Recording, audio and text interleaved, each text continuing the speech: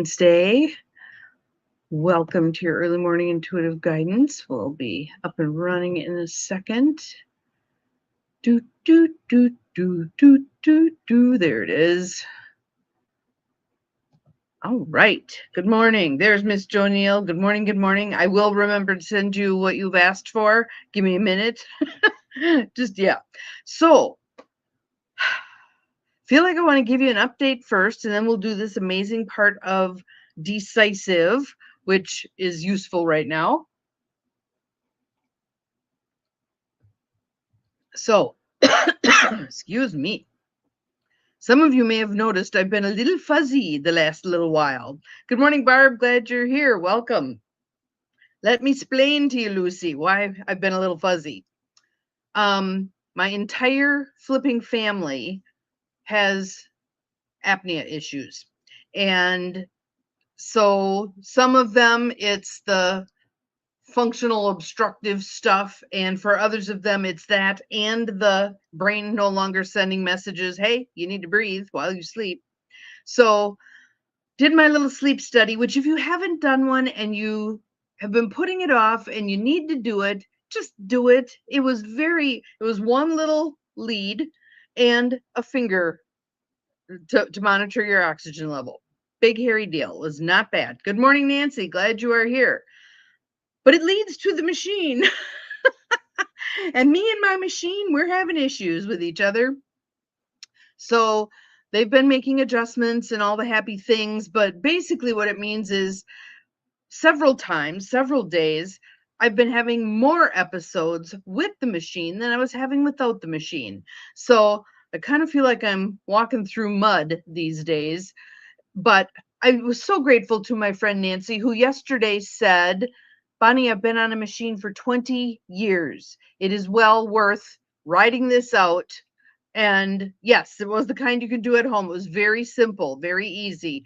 But the man said to me as I walked out the door, don't lose that. It's $5,000 a pop. And it's just this little bitty box. So yes, well worth doing it. Well worth figuring out what your issues may be. Mine's simply the obstructive thing. But this adjustment period, I was so glad that she said that she's been using one for 20 years and it was well worth it, and stick with it. And I mean, I see why people drop out of doing this bloody thing.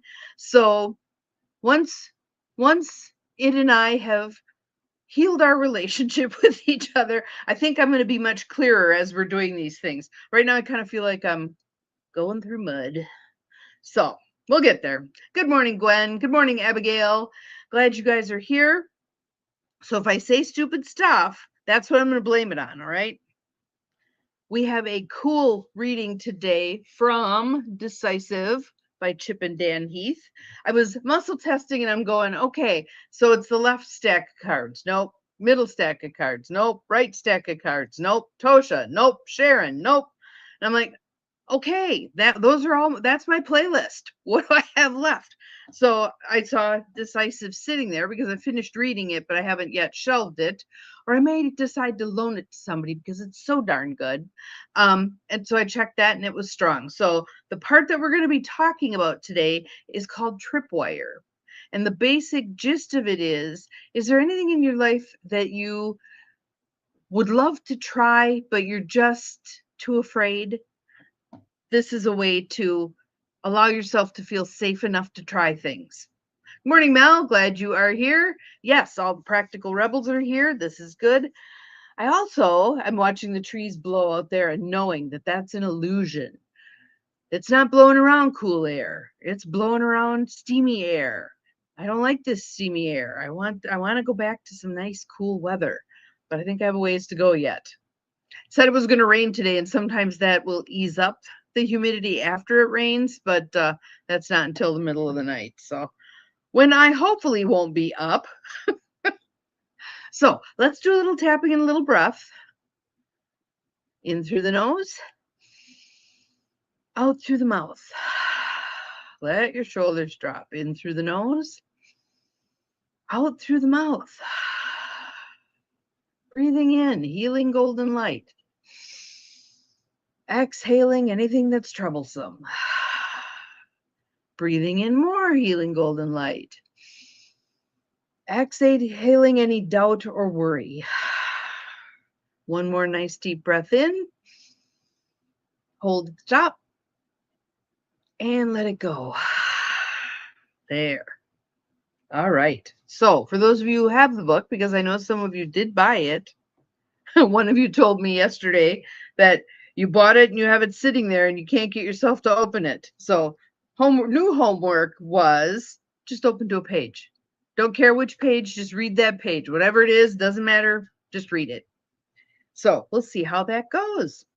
So the part I want to read you is one portion of the Set a Tripwire chapter. And it's to help us get off of Plum, and it's to help us try something that we've thought about trying and get moving. Good morning, Tracy. Glad you are here. Welcome, welcome.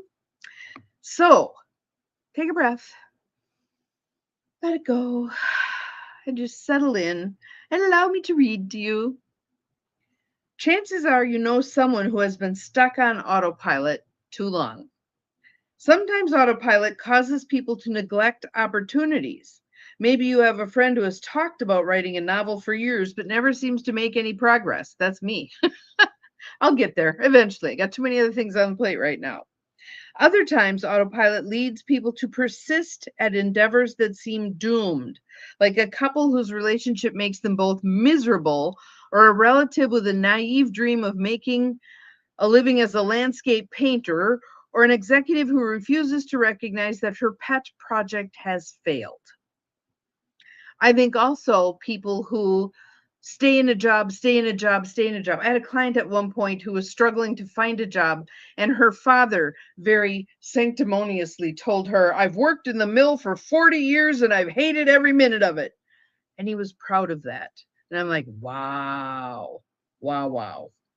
At some point, the virtue of being persistent turns into a vice of denying reality.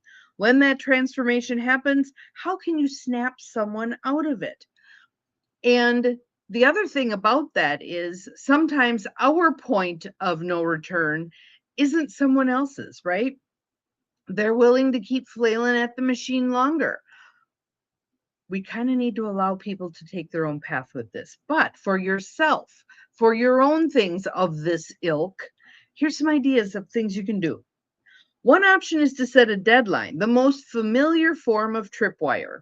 Some deadlines are natural, such as the deadline for filing stories at a daily newspaper. The printing press has to roll at a certain time whether the story is ready or not. But it's easy to forget that most of the deadlines we encounter in life are simply made up. So think about submitting a proposal. They've set a particular deadline. Why they've set that deadline? They may have said, well, we've done this RFP process a bazillion times, and it usually takes people 60 days to get it together to submit a proposal. So 60 days from tomorrow when we launch this RFP, that'll be our deadline. That's how a lot of deadlines get set. It's not something carved in stone. It's merely something that makes some kind of logical sense. Deadlines are artificially created tripwires to force an action or a decision. Some deadlines are backed by the force of law, such as the IRS's April 15th deadline for submitting, and it's no shock that these deadlines are effective. Of course, how many people file for extensions? That's an aside. Moving on. What's stranger is the effectiveness of made-up deadlines in getting us to do what would have been good for us to do anyway. The psychologists Amos Tversky and Eldar Shafir offered college students a $5 reward for filling out a survey. When given a 5-day deadline, 66% of the students completed the survey and claimed their funds. When given no deadline, only 25% ever collected their money. So 3 times as many, good morning, Beth, glad you're here, almost 3 times as many, when there was an arbitrary deadline, filled it out and got it done. Some of us, that's been one of our secret sauces to success. Mine for sure. My thing is when I get something to do, 99 times out of 100, I do it immediately.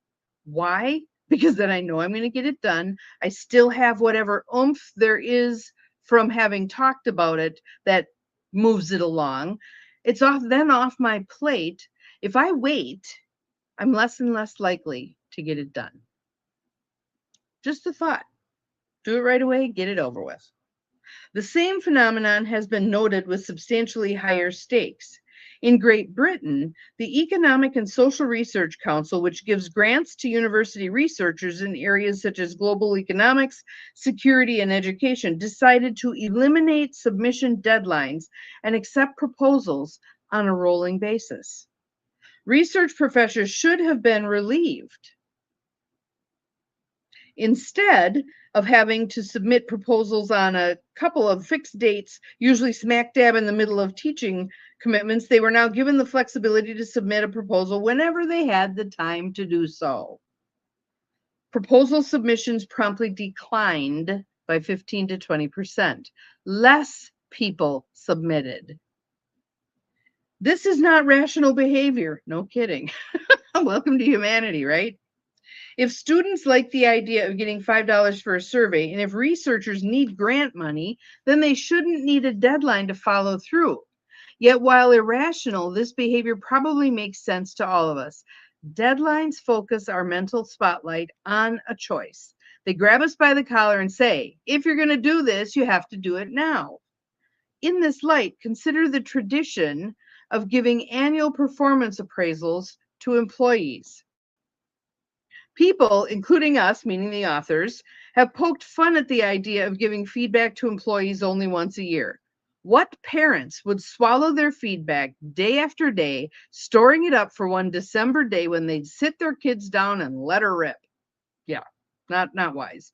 While once a year feedback is inadequate, though, it's superior to never a year feedback. Absent the deadline, that would probably be the norm. People avoid that. If you know you have to give someone a crappy performance appraisal, you're going to avoid doing it, right? I just had a client who was talking about that. She's a teacher. She had a co-teacher.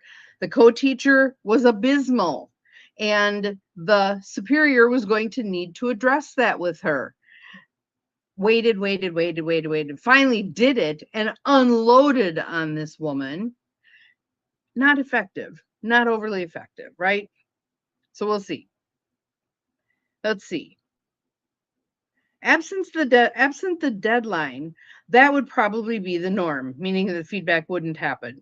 The annual review then is really a kind of desperate tripwire, ensuring that something critical happens at least once a year. Let's see, I'm going to jump ahead here. Another strategy beyond dates and measurements is to use a partition as a tripwire. And this is the piece I really wanted to share with you because I think it's so helpful. Imagine you're eating lunch in a sub shop and you've bought a small bag of chips to go with your meal. When you finish the bag, you might still crave more chips. Anybody? Anybody? But to get them, you'd have to make an active decision to walk up to the counter and buy another bag. Almost certainly, you wouldn't do that. However, what if the sub shop had provided chips in a refillable bowl like a Mexican restaurant that brings out tortilla chips? The bane of my existence. Yep, I can go through 2 bowls, no problem. It's easy to imagine that you might have eaten 2 or 3 small bags worth of chips in one sitting. In the terminology of researchers Dilip Soman and Amar Shima, the small bag acts as a partition. It blocks off, this is what you get. It breaks up a resource, chips, by dividing it into discrete portions. Soman and Shima have found that partitioning is an effective way to make us more thoughtful about what we consume because it forces us to make a conscious decision about whether to continue. And many people who are trying to cut down their portions use this. They pick a smaller plate. They take out a certain number of something and put the rest away. Those are all ways to partition. So let's hear some more ways. In one study, participants volunteered to help with a cookie tasting study. Tough gig. Every participant received 24 cookies in a box that was easily resealable to keep the cookies fresh. But inside half of the boxes was a minor difference. Each cookie was individually wrapped in foil. That minor difference had a major effect. The people who got the unwrapped cookies finished them on average in 6 days. Meanwhile, those who got the individually wrapped cookies took 24 days, 4 times as long because it was partitioned out. The foil wrapper was acting as a partition, forcing people to contemplate whether they wanted to keep going, which suggests that maybe we might be able to help casino-addicted retirees by wrapping slot machines in foil. Yeah, just saying. Actually, the slot machine comment isn't entirely a joke. In another study, participants gambled less when their funds were spread across 10 envelopes rather than crammed into a single envelope. Soman also found that day laborers paid in cash dramatically received their savings rate, increased their savings rates when they divided their wages across several envelopes. I've used the envelope system myself, and I've used the envelope system for people who have been struggling to get out of debt. When they've got an envelope labeled with something and you've put the money in there, to take it out for something else feels like stealing, and you're far less likely to do it than if you just have your wad of money sitting there, even though certain amounts of it should be set aside for certain things. This kind of partition effect probably explains why credit cards encourage excessive spending. They permit us to spend without partitions, like eating from a bag of chips the size of your couch. I've often said if I stood at the end of the checkout lanes at any place, grocery store, Walmart, wherever, and asked people as they left, how much did you just pay? If they've used their credit card, they're likely to not know how much they've just paid. If they've paid cash or written a check, they're going to know. Some venture capital investors use a variety of this partitioning logic. Rather than investing a huge chunk of money up front, the investor might choose to dole it out over time across a series of rounds. I'm reading an interesting book right now by Heath Cunningham called The Keys to the Vault. Keith Cunningham is the guy that Robert Kiyosaki wrote about in Rich Dad, Poor Dad. He's the rich dad. And he is masterful with buying and selling businesses, starting businesses, helping business owners increase the value of their business, et cetera, et cetera. He's also a very bold speaker. He's blunt, my kind of guy. Say it like it is. Might sting, but I'd rather have you say it like it is than give me this convoluted where I lose track of what you're trying to tell me. Yeah. Each round would initiate a new conversation. Do you have the right plan? Are customers happy with what's being produced? These partitions compel the entrepreneurs to be intentional about their behavior. Okay. What we're seeing with these partitioning examples is an additional advantage of tripwires. Initially, we highlighted the useful way that tripwires can snap us out of autopilot. But partitions are doing something different. They're setting boundaries. So this is a very interesting part. Boundaries are necessary because of people's tendencies to escalate their commitments to their choices. If I've put 5 years into a crappy marriage, I'm going to be likely to hang on far too long because I've already invested 5 years, right? For a simple example, think of a kid playing an arcade game. She's been on a zombie killing mission, but she made a mistake and her character died, and now she must burn a few more credits to keep playing. It feels so hard to walk away at that point. She might have invested several dollars in 20 minutes to get where she was. If she walks away, she believes she loses everything. Isn't it worth a few more credits to keep going? This is a conscious decision, not an autopilot choice, but there's still a trap involved. Because if she doesn't interrupt the cycle at some point, she'll burn through all her arcade money, having never played another game. And that is not a recipe for happiness. Imagine instead if that same girl had walked into the arcade with 3 different swipe cards, or piles of quarters if you have an old school arcade. And she mentally allocated 1 swipe card to the zombie game. That's a tripwire. Its role is to disrupt the cycle of steady escalation. So think about that. Any circumstance where there's any kind of escalation possible negotiating after a war. Set up some tripwires. Set up some tripwires, and you can keep things managed more effectively. She's mentally allocated one swipe card to the zombie game. Its role is to disrupt the cycle of steady escalation. Once she burns through the first swipe card, she'll feel some self-generated pressure to quit. And if she decides to break into the second card, it will hurt a bit because she'll know she's blowing through her mental budget. This same budgeting dynamic is present in much more important decisions, of course. Think of romantic relationships or business investments. We've committed so much already, isn't it worth a little more? If you're dating someone who has a commitment issue, could you set a 3-month tripwire to see whether or not you're making progress? I've had people do this all the time. Well, if by Valentine's Day he hasn't proposed, I'm done. Right? And it works if you follow through with it. Or if a project at work has stalled out, could you set a $50,000 budget limit on funds you'll use to jumpstart it? With the right tripwire, we can ensure that we don't throw good money or time after bad. So let me see. I'm going to save this. No, there's one little part left. Okay. All this worrying about traps and contingencies may make tripwires sound overly cautious. The bicycle helmet of decision making. I gotta tell you a funny story on that. When my son got his temps and he was ready to go out on the road, he said to me, I said, let's go drive. And he goes, do you want me to wear my bicycle helmet? I said, if I thought I could get away with it, yes, I would. But actually, we want to argue the opposite. Here's the bottom line. Tripwires encourage risk-taking by letting us carve out a safe space for experimentation. If we say, I'm willing to invest X amount of dollars and no more, we can go whole hog with the investing that much money because we've set an end point. So here's a fun example. Say your husband wants to start a business creating topiary sculptures for clients. You think the idea is bonkers, but you admire his passion, so it seems cruel to veto it. Instead, set a tripwire.